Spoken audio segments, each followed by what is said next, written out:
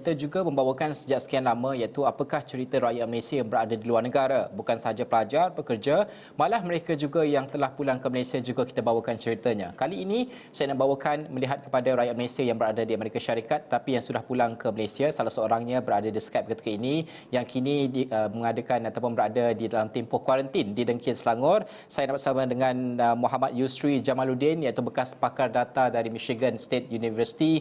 Terima kasih Yusri bersama dengan kami pada jam ini. Mungkin pertama sekali kalau boleh diceritakan, kita faham ada rakyat Malaysia yang berada di luar negara yang mereka tidak mahu pulang ya ke atas alasan tertentu kerana mereka risaukan risiko dan sebagainya. Bagi Yusri pula, apakah yang membuatkan Yusri pulang ke Malaysia? Adakah tuntutan kewajipan ataupun bagaimana keadaannya?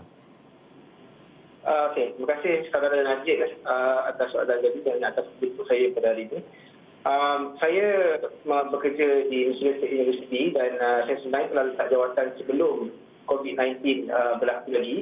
Maka bulan Mac adalah sebenarnya bulan terakhir dan saya terpaksa pulang. Saya dalam kondisi yang saya harus pulang sebelum tamat tempoh visa. Jadi saya ambil keputusan untuk balik pada tempoh pada lebih kurang seminggu lepas.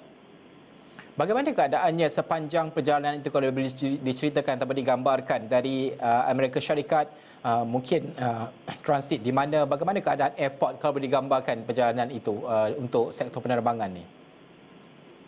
Secara umumnya perjalanan amat kosong. Kalau saya bertolak daripada Detroit Airport sekalipun, memang tak ada orang. Hampir boleh kata boleh disita dengan jari lah dengan orang yang berada di airport. Dan di atas kapal terbang pun pertama sekali tak banyak kapal terbang ataupun airline yang masih beroperasi.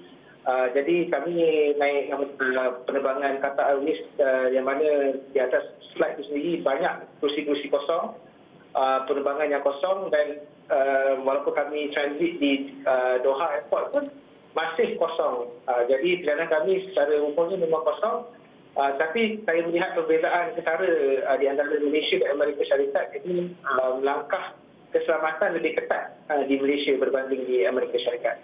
Okey, Yusri, apabila Yusri mengatakan langkah keselamatan Malaysia ini ketat berbanding Amerika Syarikat, Yusri sendiri mengamalkan kata apa, kuarantin selepas pulang ke Malaysia, berada di Dengkil sebelum bertemu dengan keluarga. Bagaimana ataupun berapa lama sudah Yusri dan juga keluarga kuarantin ketika ini, dan berapa lama tempoh kuarantin yang mungkin Yusri rasakan sepatutnya Yusri ambil bersama keluarga? Setakat ini kami telah lebih daripada seminggu semenjak pulang ke Malaysia, dan kami merancang untuk kuarantin hampir sebulan lah di sini, hanya untuk mengambil langkah berjaga-jaga.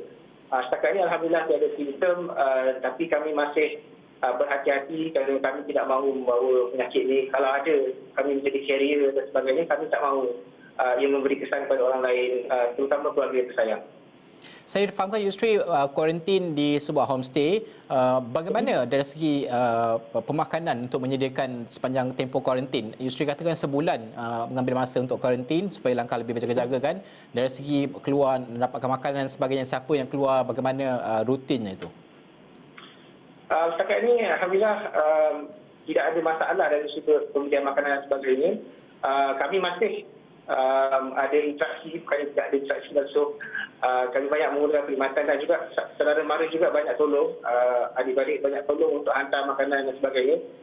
Dan di sekitar kawasan ini pun masih ada kedai-kedai, dan saya bukanlah terperap hanya di dalam rumah. Kita masih keluar tapi ambil langkah berjaga-jaga, pakai mask, basuh tangan dan sebagainya, supaya kita tidak ambil risiko, memberi kesan kepada orang lain. Yusri, saya nak minta sedikit buah pandangan Yusri kerana ada sebelum ini dilaporkan dan juga disahkan oleh Ketua Pengarah Kesihatan sendiri yang mengatakan ada individu yang pulang dari luar negara, yang pulang secara sendiri, bukan dibawa balik oleh kerajaan, yang mereka ini tidak kuarantinkan diri. Malah ada yang mereka hanya kuarantin seminggu, selepas itu mula keluar rumah dan sebagainya. Apa yang mungkin Yusri ingin sampaikan kepada mereka? Kenapa pentingnya mereka perlu faham kuarantin, self-quarantine ini? Bagi saya, sesiapa yang pulang ke Malaysia harus ada rasa tanggungjawab. Sebab kita pun sedia maklum baru-baru ini ada kluster terbaru daripada Itali. Jadi sesiapa saja yang pulang ke Malaysia harus bertanggungjawab untuk kuarantin diri sendiri dan ambil langkah berjaga-jaga supaya sebarang interaksi tidak mendedahkan orang lain dalam bahaya. Kita sedia maklum bahawa boleh sahaja seorang itu tidak ada simptom, tapi menjadi carrier bagi virus ni.